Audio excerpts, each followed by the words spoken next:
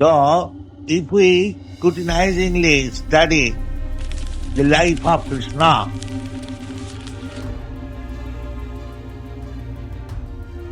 you will find in the history of the world there was no richer person than Krishna.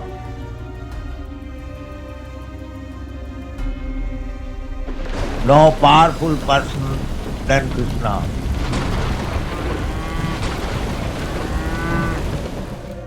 No beautiful person than Krishna.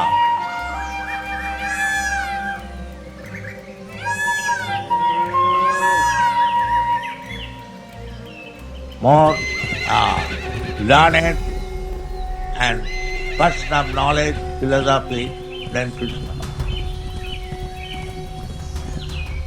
If you study, you will find everything.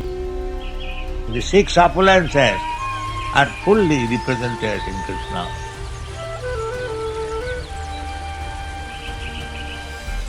Therefore, he is Bhagavan. Bhava means opulences and Van means one who possesses. This is the meaning of Krishna, that he is all attractive because he possesses all the six opulences.